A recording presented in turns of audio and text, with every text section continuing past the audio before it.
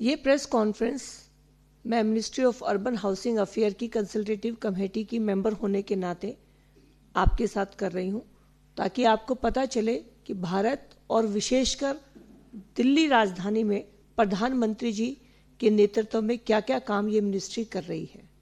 साथियों, सबसे पहले अगर हम किसी शहर की डेवलपिंग से डेवलप की परिकल्पना करते हैं, विचार करते हैं, तो सबसे पहले वहाँ का ट्रांसपोर्ट सिस्टम सबसे इम्पॉर्टेंट होता है।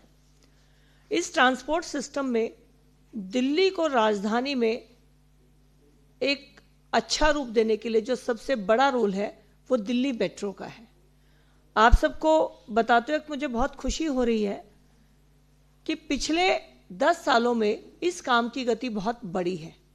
2014 तक भारत के अंदर 248 किलोमीटर का मेट्रो नेटवर्क था, जिसे 10 वर्षों में 745 किलोमीटर बढ़ाया गया और आज 2024 में वर्तमान में 993 किलोमीटर मेट्रो का नेटवर्क भारत के अंदर है। क्योंकि हम दिल्ली राजधानी में रहते हैं तो हमारी दिल्ली को लेकर विशेष चिंता है। तो आपको बताते हुए मुझे खुशी हो रही है कि भारत में सबसे अधिक मेट्रो नेटवर्क का जहां निर्माण हुआ है वो क्षेत्र दिल्ली एनसीआर है। दिल्ली एनसीआर में 393 किलोमीटर का मेट्रो लाइन अभी तक कंप्लीट होकर 141 किलोमीटर की मेट्रो लाइन काम चल रहा है, निर्माणाधीन है। और आपको जानकर ये बहुत खुशी होगी कि दिल्ली के वासी मेट्रो का बहुत ज़्यादा इस्तेमाल करते हैं, क्योंकि ये बहुत कन्वीनियंट है। और मेट्रो की सफाई, मेट्रो का डिसिप्लिन अपने आप में एक बहुत अच्छा उदाहरण पेश करता है। अगर हम दिल्ली में औसत देखें कि कितने व्यक्ति मेट्रो में चलते हैं, तो अभी तक का अधिकतम औसत 74 लाख व्यक्ति एक दिन का आया है। यानी मेट्रो का दिल्ली में क्या इंपॉर्टेंस है, इस बात से हम समझ सकते हैं। ट्रांसपोर्ट में, क्योंकि दिल्ली के चारों तरफ के क्षेत्र भी ऐसे हैं जहां से दिल्ली के लोगों को या दिल्ली में वहां से लोगों को प्रतिदिन आना जाना पड़ता है, एनसीआर का क्षेत्र। और इसीलिए एनसीआर के क्षेत्र में regional rapid transit system RRTS, इस सिस्टम को डेवलप करने के लिए केंद्रीय सरकार ने आदरणीय प्रधानमंत्री नरेंद्र मोदी जी के नेतृत्व में बहुत ध्यान दिया और 2019 में 42 किलोमीटर की पहली RRTS लाइन दिल्ली गाजियाबाद मेरठ के लिए सैंक्शन हुई। कार्य को करने की गति आप इस बात से समझ सकते हैं कि अक्टूबर 2023 में 82 किलोमीटर में से 42 किलोमीटर का पहला सेक्शन चालू कर दिया गया है। पहले अगर हम देखें 2014 से पहले, तो प्रतिदिन मेट्रो की निर्माण कितना होता था, तो 0.68 किलोमीटर प्रति माह होता था। 0.68 किलोमीटर मेट्रो लाइन प्रति माह, और अब 6 किलोमीटर प्रति माह हो रहा है। यानी किसी भी सिस्टम को किस तरह से गति दी जा सकती है, हम पिछले 10 साल में मेट्रो की स्पीड और जमीन पर आए हुए मेट्रो के नेटवर्क को देखकर समझ सकते हैं। दूसरा, शहर की परिवहन व्यवस्था में महत्वपूर्ण होती हैं बसेस। और बस पब्लिक ट्रांसपोर्ट का सबसे बड़ा साधन भी है, लेकिन बस के साथ दिक्कत यह भी है कि उससे प्रदूषण बहुत होता है।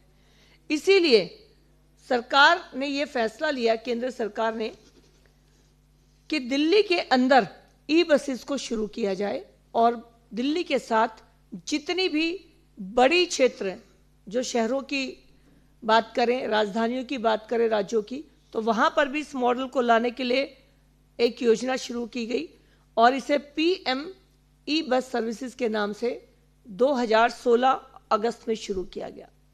10,000 बसों को सभी सरकारों को देने का लक्ष्य केंद्र सरकार की तरफ से रखा गया, ताकि एक फ्लीट उनकी तरफ से आ जाए और उससे मोटिवेट होकर जो राज्य सरकारें हैं वो खुद अपनी बसेस को उस टाइप में, जिससे कि पॉल्यूशन कम हो और जिसके अंदर AC भी लगा हो, जनता की सुविधा हो, अपनी सिस्टम को चेंज कर पाएं। तो मुझे बताते वक्त बहुत खुशी हो रही है कि 921 बसें दिल्ली सरकार को केंद्र सरकार की तरफ से दी जा चुकी हैं। ये 921 बसें ई बसेस हैं, इनके अंदर जीरो कार्बन करने की टेक्नोलॉजी का इस्तेमाल किया गया है। तो इसमें सबसे ज़्यादा दिल्ली के लोगों को पॉल्यूशन कम होने के लिए किस तरह का ट्रांसपोर्ट इस्तेमाल हो, इस बात का भी एक उदाहरण केंद्र सरकार ने उपस्थित किया है।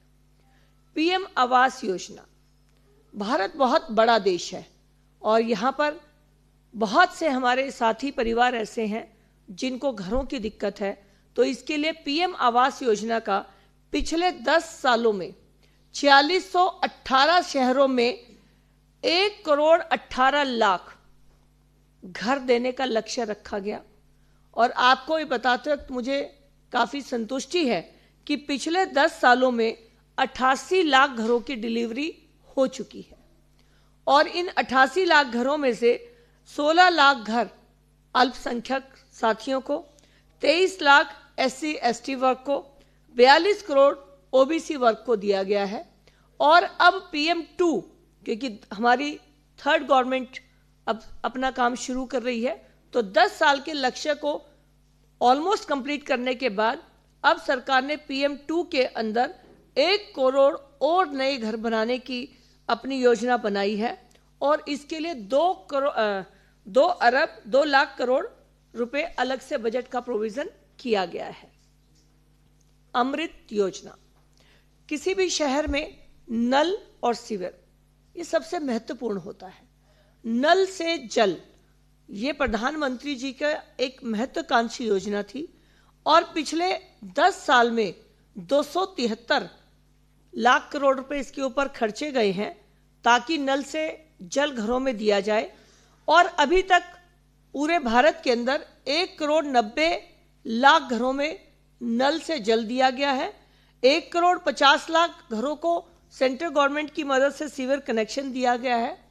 दिल्ली के अंदर भी जब नितिन गडकरी जी जल मंत्री थे तो उन्होंने 2980 करोड़ रुपए दिल्ली सरकार के उस समय के मुख्यमंत्री अरविंद केजरीवाल जी को 8 स्थानों पर STP लगाने के लिए दिए नमामि गंगे मिशन के अंतर्गत, ताकि दिल्ली में यमुना का प्रदूषण कम हो सके। और प्रतिवर्ष भी सरकार अमृत योजना के अंतर्गत दिल्ली सरकार को यमुना और STP के लिए देती है और तकरीबन 1000 करोड़ रुपए भी पिछले सालों में दिए गए हैं। इसमें 1 करोड़ महिलाओं को अमृत मित्र बनाया गया है। अमृत मित्र का मतलब है ये महिलाएं घरों में जाकर नल से आने वाले जल का सैंपल कलेक्ट करती हैं और फिर इसे टेस्टिंग के लिए भेजा जाता है। तो महिलाओं को रोजगार देने के लिए 1 करोड़ महिलाओं को अमृत मित्र के नाम से रोजगार देने की योजना अमृत मित्र योजना के अंदर की गई है। 84 लाख लोगों के घर में शौचालय बनाए गए हैं।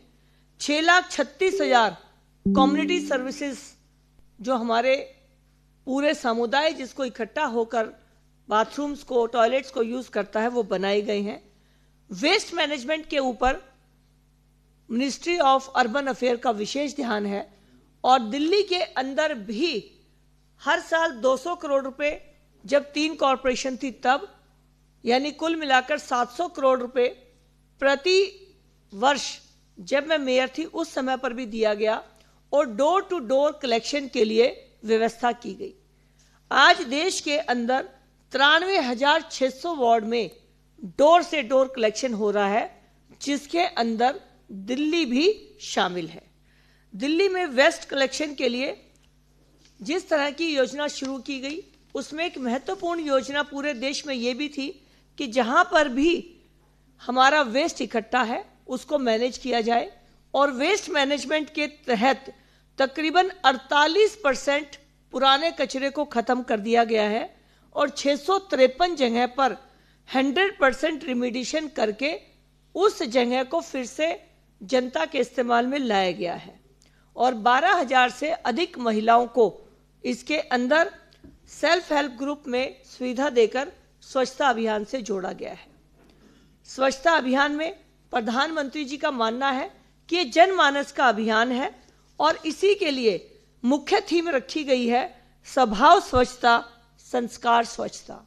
और इसके लिए सभी कॉरपोरेशंस को, चाहे वो दिल्ली की कॉरपोरेशन हो, अलग से अमृत योजना के अंतर्गत फंड प्रोवाइड किया जा रहा है, ताकि जो हमारा सॉलिड वेस्ट मैनेजमेंट है उसको मैनेज करने के लिए सरकार को एक थीम दी जा पाए कि किस तरह से शहर को साफ करना है।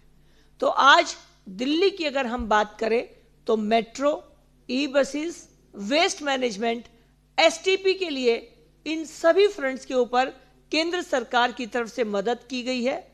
पीएम आवास योजना में दिल्ली के मुख्यमंत्री क्योंकि रजिस्टर नहीं कर रहे हैं, इसीलिए दिल्ली के साथियों को इस घर के मिलने में दिक्कत है। लेकिन आने वाले समय में जब दिल्ली की जनता पिछले 10 साल की एक कामों पर रिपोर्ट कार्ड को देखते हुए वोट करेगी, तो मैं इस बात पे आश्वस्त हूं कि दिल्ली को भाजपा की सरकार मिलेगी और फिर पीएम आवास योजना का लाभ भी बाकी योजनाओं के साथ और अधिक गति के साथ मिलते हुए पीएम आवास योजना का लाभ भी दिल्ली के हमारे सभी साथियों को मिलेगा। ये सब ministry of housing, urban ministry के जो काम है वो मैंने आपके सामने रखे हैं। आपके कोई प्रश्न? इसी से जुड़े बस। एसटीपी की अगर मैम आपने बात करी है, पिछले दिनों आपने देखा यमुना में पॉल्यूशन बहुत ज्यादा था। एक रिपोर्ट आई आरटीआई निकाली थी कार्यकर्ता ने, जिसने मुझे दिखाई थी, उसमें ये बताया गया कि 75% से ज्यादा एसटीपीज काम नहीं कर रहे हैं। अपनी जो एवरेज है वो काम नहीं कर रहे, जिसके मेन कारण था कि यमुना प्रदूषित है। उसको लेकर आगे क्या प्लान? यमुना 34 किलोमीटर लंबी है जो दिल्ली के अंदर बहती है। दिल्ली में आने से पहले यमुना एक नदी होती है, लेकिन यहाँ पर उसके अंदर 8 बड़े ऐसे नाले गिरते हैं जिसके अंदर केमिकल और सीवेज का अनट्रीटेड फ्लो डाल दिया जाता है, जिससे कि एक वो नदी से नाले का रूप ले लेती है। ये जो 8 नाले हैं, इसके अंदर 24 छोटे नाले डलते हैं। जैसा कि मैंने कहा, गडकरी जी ने 2980 करोड़ रुपए दिए थे। वो इसीलिए दिए थे कि इनके ऊपर एसटीपी लगे। एसटीपी लगाना और उसको मेंटेन करना, ये दोनों जब तक नहीं होंगे, सरकार का ध्यान नहीं होगा, तब तक यमुना को साफ करना सिर्फ सपना होगा। एसटीपी लगाए गए क्योंकि सरकार को रिपोर्ट कार्ड देनी होती है, सरकार को, केंद्रीय सरकार को रिपोर्ट कार्ड देनी थी कि एसटीपी लग गए। लेकिन अगर उनकी मेंटेनेंस नहीं होगी तो उसका लगना ना लगने से भी बदतर है, और यही दिल्ली सरकार में हुआ है। और दिल्ली सरकार की इसी लापरवाही, अदूरदर्शिता और भ्रष्टाचार का नतीजा है कि 34 किलोमीटर लंबी यमुना जब दिल्ली से निकलती है तो वो नाले में तब्दील हो जाती है। इसमें मैं एक चीज और जोड़ दूं आपके लिए कि केंद्र सरकार के सहयोग से बिल्कुल ताजा जिसका उद्घाटन होना है अगले कुछ दिनों में, जिसके श्रेय के लिए भी अरविंद केजरीवाल आतिशी वाली सरकार मरे जा रही है, दिल्ली में 665 करोड़ रुपए से एक पहला बड़ा एक्चुअल फैक्चुअल वर्ल्ड लेवल का एसटीपी प्लांट ओखला में लगाया गया है, जिसका 85% पैसा केंद्र सरकार ने दिया है। काम उसका जल बोर्ड ने किया है, 15% कुल पैसा दिल्ली सरकार ने दिया है उसमें, और वो बनके तैयार हो गया है। और अब हम लोग गर्व से कह सकेंगे कि केजरीवाल सरकार के कारण दिल्ली वालों को तो गंदी यमुना मिली, मगर दिल्ली से जब यमुना जी विदा होंगी तो उतनी ही साफ, उतनी ही निर्मल होंगी जैसी हरियाणा में पल्ला पर हमें मिलती हैं। धन्यवाद। खबरों से खबरदार रहने के लिए चैनल को सब्सक्राइब करें और प्रेस करें बेल आइकन।